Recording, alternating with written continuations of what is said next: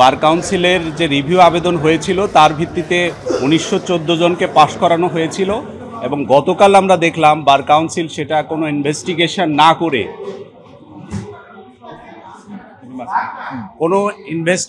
না করে কোনো অনুসন্ধান না করে পরীক্ষা নিরীক্ষা ছাড়াই আবার সেই 1914 জন ছাত্রছাত্রীর জীবন বিপন্ন করবার একটা পায়তারা করছে এবং অলরেডি সেই পরীক্ষা বাতিল করা হয়েছে। আমরা এটার বিরুদ্ধে তীব্র নিন্দা জানাই।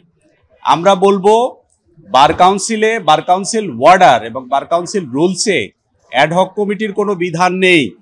অন্তর্বর্তীকালীন একটি সরকার দেশে আছে, অন্তর্বর্তীকালীন একটা ব্যবস্থা হিসেবে অ্যাডহক কমিটির মাধ্যমে বার কাউন্সিল চলছিল। আমরা সেখানে কেউ প্রতিবাদ করিনি, আমরা সেটা মেনে নিয়েছিলাম। কিন্তু যে বার কাউন্সিল অ্যাডহক কমিটি একটি পরীক্ষা সুষ্ঠুভাবে গ্রহণ করতে পারে না, একটা পরীক্ষার রেজাল্ট ঠিক মতো দিতে পারে না এবং সেই রেজাল্ট আবার নিজেদের দেওয়া রেজাল্ট নিজেরাই বাতিল করে, এই রকম একটা অ্যাডহক কমিটি তাদের দায়িত্ব জ্ঞানহীনতার পরিচয় দিয়েছে। শুধুমাত্র সিটি ব্যাংকে অ্যাকাউন্ট থাকলেই করতে পারবেন গুগল পে, তাই অ্যাকাউন্ট খুলুন আজই।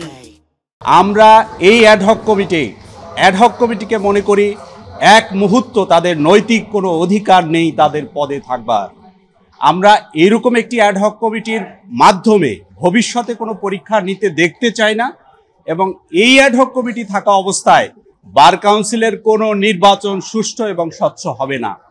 তাই আমাদের আবেদন, আমাদের দাবি, অবিলম্বে বার কাউন্সিলের এই অ্যাডহক কমিটি বাতিল করতে হবে এবং ছাত্রছাত্রী, শিক্ষানবিশ, আইনজীবী যারা স্বপ্ন নিয়ে, বড় আশা নিয়ে যারা এই পর্যায়ে আসে, তাদের জীবন নিয়ে যারা সিনেমিনি খেলবে, আমরা তাদের কোনোভাবে বাংলাদেশের আইনজীবীদের নিয়ন্ত্রকের ভূমিকায় দেখতে চাই না। এই সাথে আপনাদের আরো একটি কথা বলি, বাংলাদেশের সুপ্রিম কোর্ট বার এবং ঢাকা বার সহ যেসব বারে অ্যাডহক কমিটি দিয়ে চলছে, আমরা সেই অ্যাডহক কমিটি অবিলম্বে ভেঙে দিয়ে জনগণের সাধারণ আইনজীবীদের ভোটে নির্বাচিত প্রতিনিধিদের মাধ্যমে Bangladesh supreme court bar association এবং ঢাকা বার অ্যাসোসিয়েশনের নেতৃত্ব দেখতে চায়। অন্তর্বর্তীকালীন সরকার একটা সুস্পষ্ট রূপরেখা দিয়েছে, তারা বাংলাদেশে ফেব্রুয়ারির প্রথমার্ধে নির্বাচন করবে। কিন্তু আমরা বার কাউন্সিলের অ্যাডহক কমিটি কিংবা সুপ্রিম কোর্ট বারের অ্যাডহক কমিটির এরকম কোনো রূপরেখা দেখতে পাই না।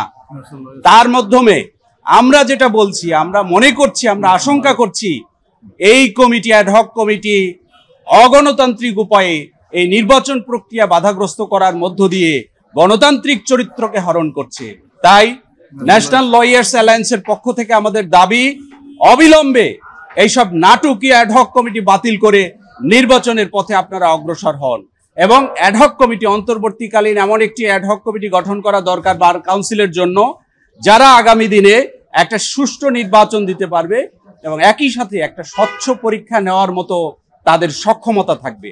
আমরা আন্দোলনটা করছি যে দায়িত্বশীলতা, যে গ্রহণযোগ্যতা বা যে স্বচ্ছতার আমরা আশা করেছি, 50,000, 60,000, 70,000 মানুষের একটা নিয়ন্ত্রকের ভূমিকা যে প্রতিষ্ঠান, তার কাছে আমরা দায়িত্বশীলতা আশা করি। সেই প্রতিষ্ঠান যদি দায়িত্বশীল আচরণ না করে, আমাদের সেটা আইনজীবী সমাজের পক্ষ থেকে আমাদের সেটাই বরং যৌক্তিক দাবি, তাদের এই অ্যাডহক কমিটি ভেঙে দেওয়া। এবং এটা বার কাউন্সিল ওয়ার্ডারেও কিন্তু এটা নাই, অ্যাডহক কমিটি আইন ভিত্তিক না।